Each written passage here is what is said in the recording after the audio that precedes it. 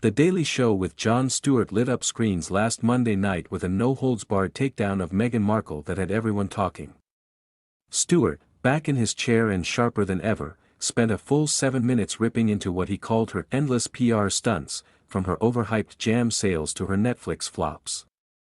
The audience gasped in shock at first, then broke into wild laughter as Stewart quipped, "Some things just can't be faked, like genuine popularity."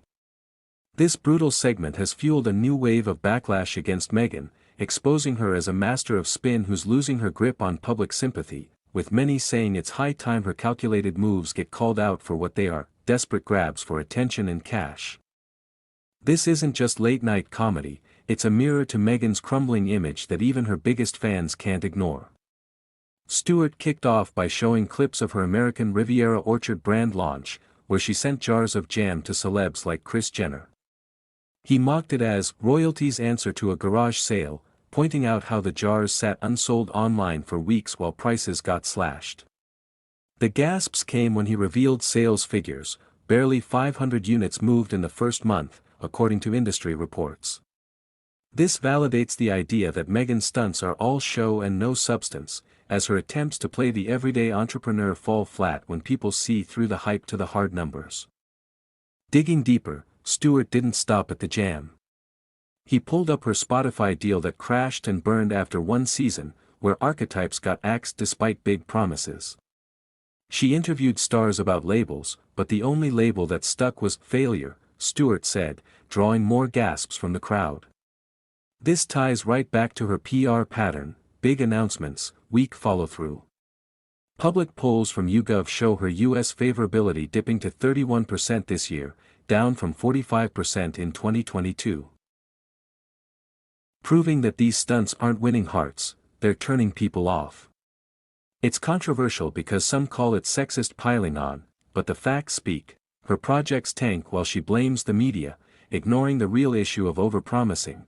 What made the segment hit hard was Stewart's side-by-side of Meghan's old Suits clips versus her recent speeches. He highlighted her shifting accent and style, saying, "From tough lawyer to woke warrior, pick a lane." The audience's reaction showed agreement, with laughs turning to nods as he listed her victim stories that clash with her luxury life. This exposes the fakeness at her core, validating the first point that her PR is built on illusions. Even Harry got a mention, with Stewart joking about his book Spare as the only thing sparser than their real friends list.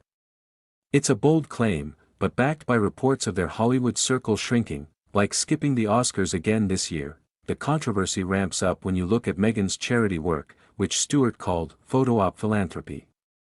He showed her Nigeria trip, where she posed in designer clothes amid poverty talks, quipping, "Nothing says, I care, like a $5,000 dress."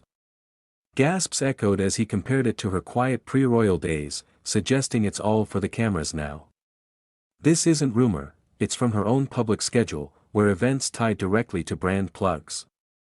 Critics in the UK press, like The Telegraph, have echoed this, saying her Archwell Foundation raised just $2 million last year but spent half on staff.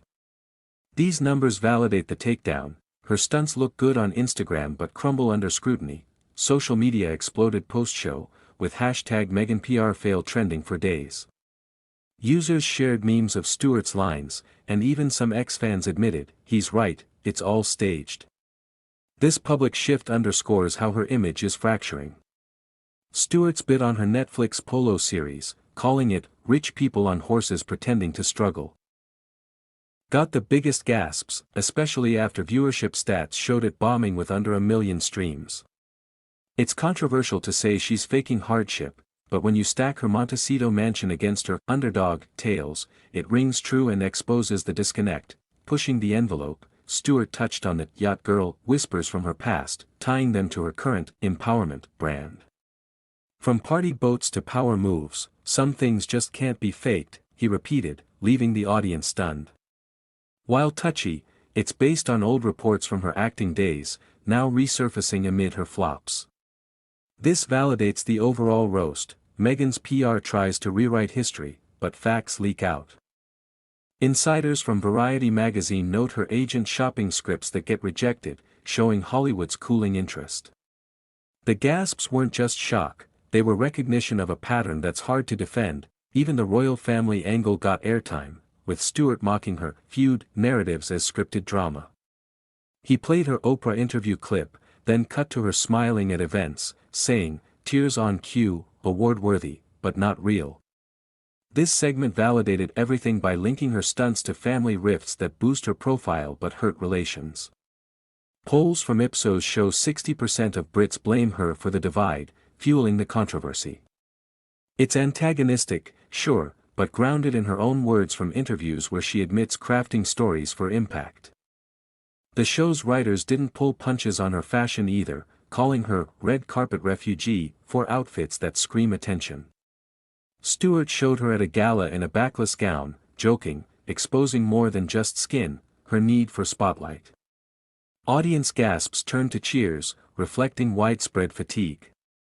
This ties to her brand fails, like dog biscuits that sold even less than the jam. Reports from Business Insider confirm low stock movement, proving her PR hype doesn't translate to sales. It's a clear sign her antagonistic portrayal is phony.